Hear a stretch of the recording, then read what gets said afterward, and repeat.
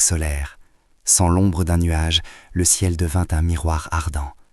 Kofi sentait sa peau craqueler. Mais le pire n'était pas au-dessus, il était au-dessous. Le mélange d'eau de mer et de gasoil qui stagnait au fond du canot avait commencé son travail de sape. C'était un poison invisible. Kofi sentait ses jambes le brûler, une sensation de feu liquide qui lui rongeait les mollets. « Ne touchez pas l'eau !» prévint Kofi. « Le carburant brûle la peau. »« On n'a pas le choix !» répondit une femme en essayant de surélever son bébé. « Regardez mes pieds, ils sont tout rouges. » La soif s'installa alors, non plus comme une envie, mais comme une présence physique, une poignée de sable sec logée au fond de la gorge. « Donne-moi un peu d'eau pour le petit !» supplia la femme en se tournant vers le capitaine. « Il n'y en a plus, ma sœur, » répondit-il, la tête entre les mains. Le dernier bidon était percé, le sel a tout gâché.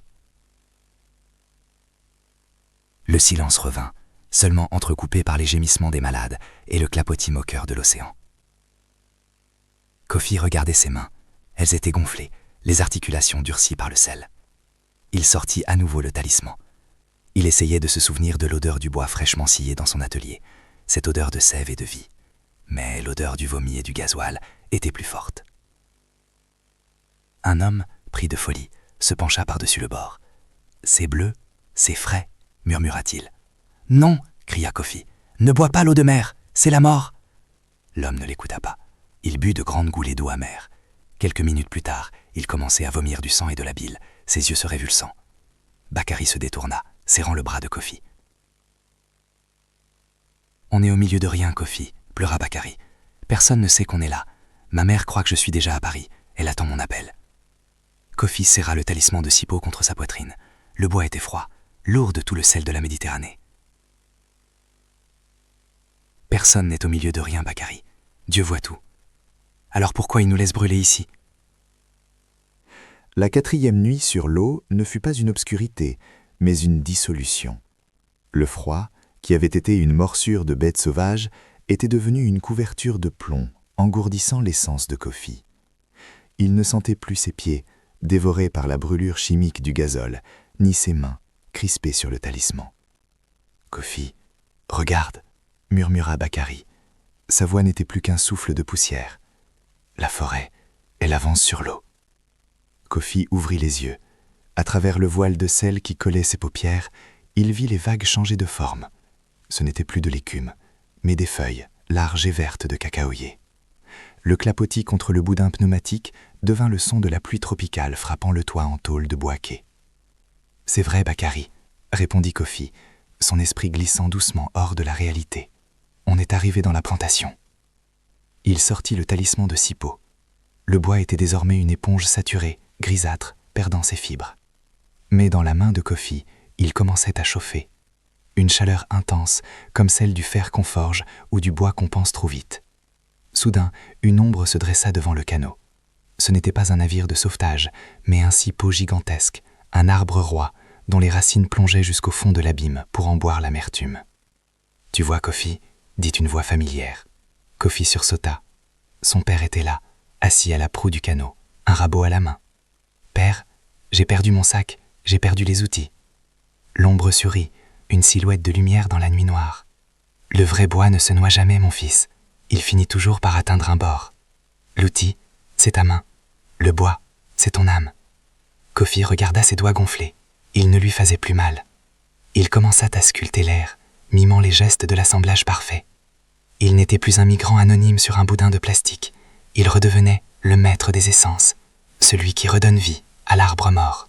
L'aube du 5e jour se leva, mais Kofi ne la vit pas avec ses yeux de chair. Pour lui, le soleil était devenu la lampe à pétrole d'Aminata, éclairant la cour de la concession. « Kofi, pourquoi as-tu mis si longtemps ?» Sa mère était là, marchant sur les eaux avec une grâce surnaturelle. Son pagne de fête ne prenait aucune ride sous le vent marin. Elle ne semblait pas voir les 70 corps brisés autour de lui. Elle ne voyait que lui. « Maman, j'ai essayé, j'ai apporté le Sipo, » murmura Kofi. Il ouvrit sa main. Le talisman n'était plus qu'une poignée de fibres humides, s'effritant entre ses doigts. « J'ai pas ramené l'argent pour le toit, » pleura-t-il, une larme de sel collant sur sa joue brûlée. La maison va encore fuir. Aminata s'approcha et posa sa main sur son front brûlant de fièvre.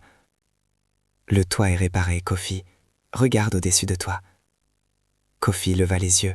Le ciel noir de la Méditerranée s'était transformé en une voûte de bois magnifique, un plafond d'iropo et de cipeaux parfaitement emboîtés, couvrant l'univers entier. Il n'y avait plus de mer, plus de froid, plus de Libye. Il n'y avait que l'odeur de la surfraîche et le silence de la paix. « C'est beau », souffla-t-il.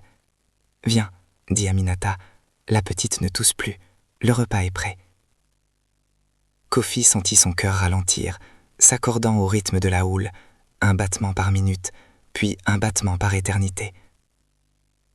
Il desserra les doigts, le talisman de Sipo, libéré, glissa dans l'eau sombre au fond du bateau et disparut parmi les détritus et le gasoil. Kofi prit une dernière inspiration. L'air ne sentait plus l'essence, il sentait l'humus, la fleur de caféier et la terre rouge après l'orage. Sa tête bascula doucement contre l'épaule de Bakary, qui ne bougeait plus depuis longtemps. À l'instant précis où son souffle s'arrêta, une étoile filante déchira le ciel, une étincelle d'or semblable à un copeau de bois s'envolant d'un établi. Le canot continua sa dérive, emportant une enveloppe de chair qui n'était déjà plus Kofi. Car Kofi, lui, était enfin arrivé. Il courait dans la poussière orange de Bouaké, son sac sur l'épaule, criant à sa sœur qu'il était revenu, et que cette fois, plus rien ne pourrait jamais les séparer de leur terre. Le voyage était fini. L'artisan avait rejoint sa forêt.